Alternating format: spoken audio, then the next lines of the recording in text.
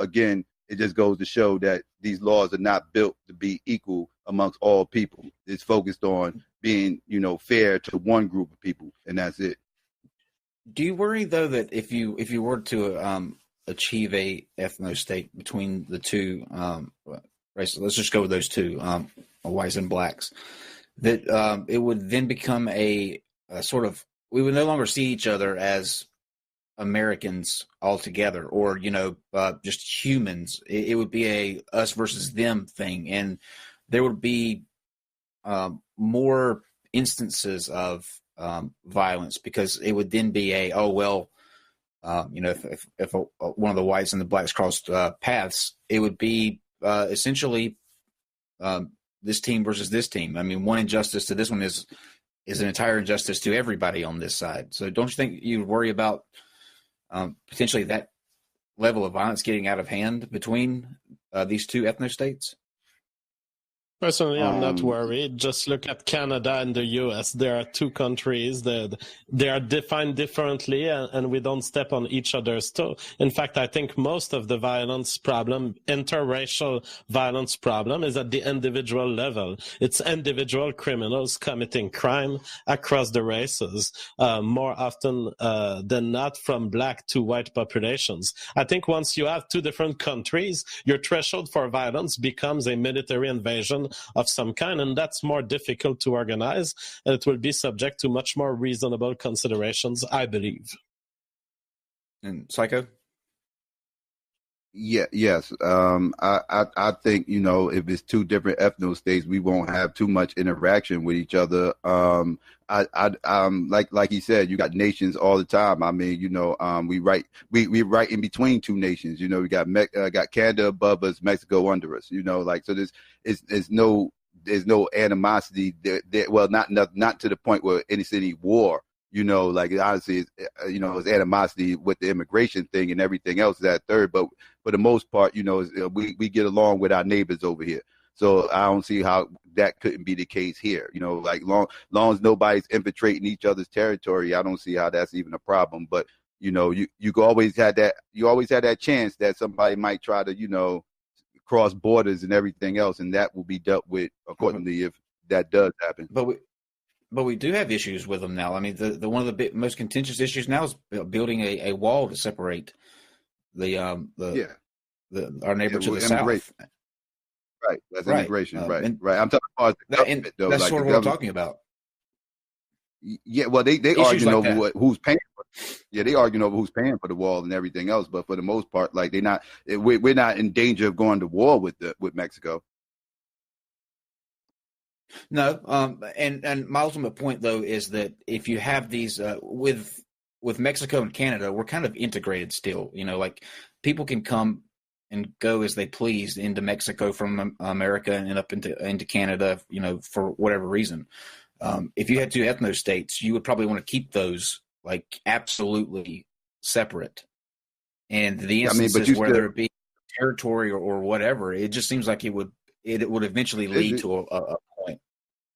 I mean, people can visit, but they can't become citizens, but they can visit.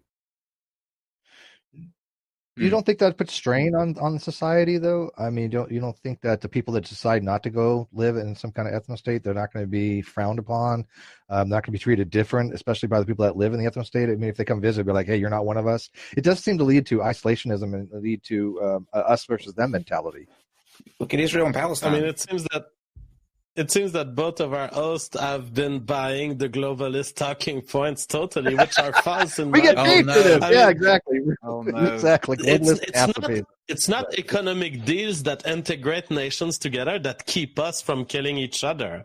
It's other considerations totally. Look at Trump, his arrival to the U.S. I think the world has never been in a state of peace as it is right now. Yet we are destroying our NATO alliances and our various global alliances in the military sector, in the economic sector. He brought it down to single country deals rather than overall global deals. And yet no one is making war. I think it's an illusion to believe that economic communication and kind of opportunities being open for travel between the two countries is what keep people from going at war. would you have a different label for somebody? Like, for say, a black person didn't want to go live in a specific area. They felt that they wanted to be, just like anybody else. I think there would be that us versus them mentality, whether I'm a globalist or not. I think it's something that just happens in a society. To be like, hey, you're not one of us. You're one of them. You're one of the outsiders. George Soros got. You don't see that happen? Definitely, if there's balkanization of the U.S., there's definitely going to be a part of the U.S. that refuses identitarianism. And if they have some military force, they might even keep a part of America multiculturalist. We could call it the multiculti U.S. New Nation, or give it a new name. And they would refuse to join either the black or white ethno-states. And don't we have that kind of feeling anyway? Like, if I was to move out in Poland, they're going to look at me as I'm not one of them. If you move out to Haiti, they're going to look at you like you're not one of them. So I mean, we already have this aspect, across the globe. We have to add to it. Well, if y'all are going to create your own ethno state, then I'm going to San Francisco and set up the first all gay ethno state. I will be the head of that. There you go. Why don't we just have gays have one area, I'll take that on. Blacks have another area, Jews have another. We already got it. Let's separate everything. We've already got it. Whatever gay area you keep is going to be unpopulated a generation from now. So you cannot have a gay ethno state because they can't make babies unless you have a system to bring in to reproduce between couples of lesbians and gays. I don't know. Oh, they have ways now. No, that's totally fine with us. It's totally fine with us. I'm of the I like to be able to give kids back. So maybe what we can do is just babysit the surrounding ethno states kids. We can just bring them in and babysit, and then send them back. But yeah, I'm fine with.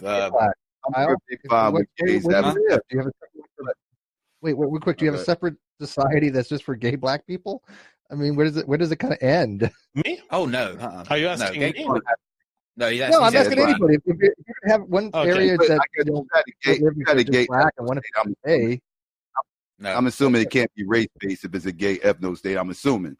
I'm just saying. But race based.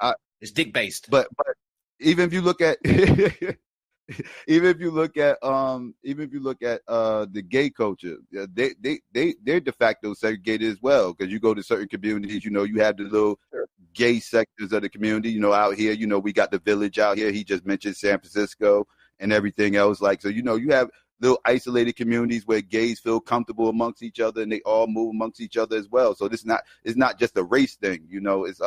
It's people tend to want to live around people they feel comfortable with.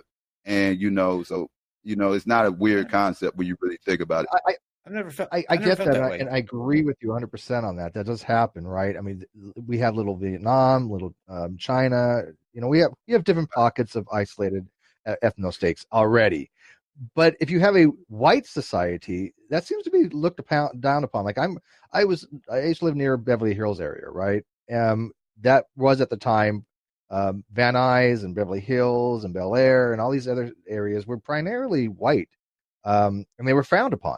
I mean, they were looked upon as, this is a class warfare type thing, rather than, like you said, and I'm not justifying this. I'm not saying this is right or wrong, but this was the case. As well as I do, you go for a little bit further down, you go to Compton, you go to Watts, you go to Chino, you go to some of their areas, then it is an entirely different landscape, right? So why is it that if a white culture was in one specific area because that's where they just choose to live, and it happened to be affluent, because clearly Beverly Hills and Bel Air is an affluent area, is a charge to be made there that it's more of a poverty type thing, or if it's a race, or if it's a social class, or if it's a economic diversification?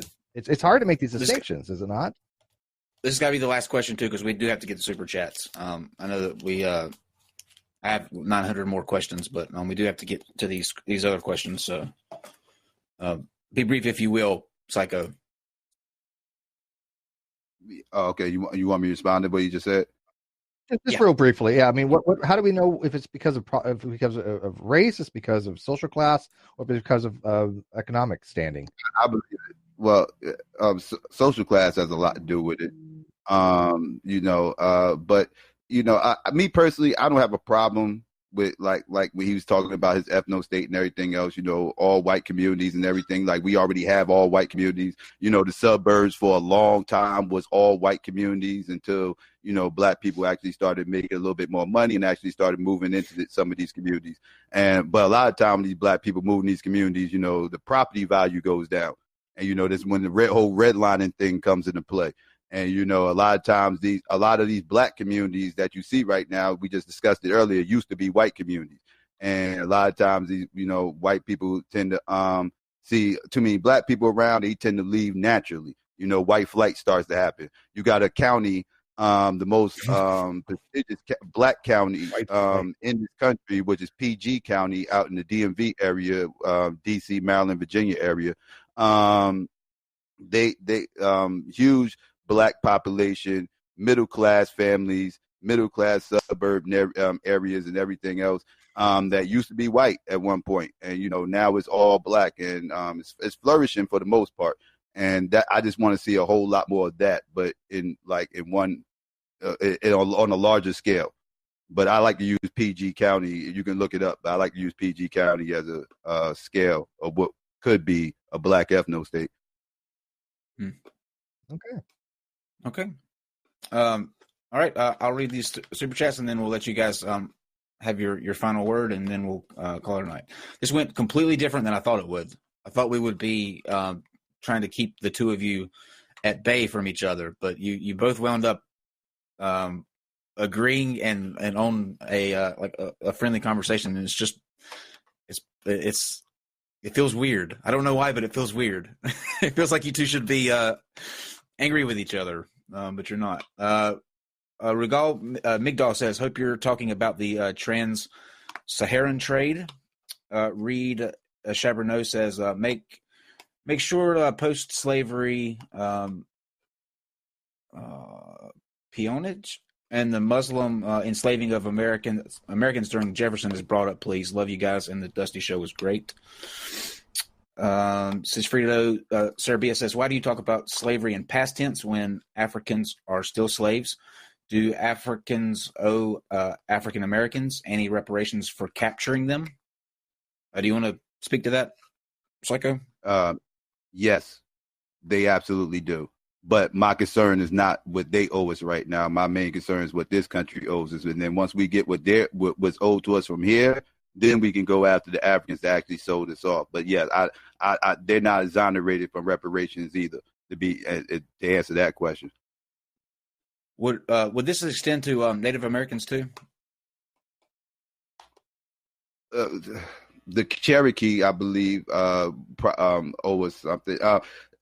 Yeah, to a certain extent, I would probably say. But again, my main concern is the government of this country and everything. But yeah, the Native Americans absolutely owned slaves, and there was something else you mentioned. What was the first? I mean, should they be given reparations too for us coming in and taking? Well, they already received. They already received reparations. They got tax exempt land. They got tax exempt land. They get free scholarships. They get monthly checks. Okay. They get reparations.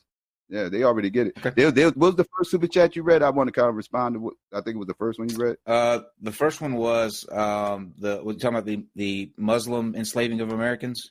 Oh, the Saharan slave trade. Yes, the Muslim slave, the trans-Saharan slave. The Arabic slave trade. The Arabic slave trade was actually worse than the transatlantic slave trade, and actually, the transatlantic slave trade ended before the Arabic slave trade. The Arabic slave trade actually was still going on many years later. So yes, that slave trade was actually worse. Okay. Sigfrido Serbia says, one room, one white man, one black man. Who is superior and why? I think we touched on that when we asked them about is there a superior one? They both answered that one already. Sigfrido said, was life better with Jim Crow laws? Beta. We talked about that too. Reed Shepro says, adversity can be a net benefit. Let's enslave you. The ex-Hindu atheist says, you don't get you don't get reparations for slaves since humans aren't supposed to be property or equipment.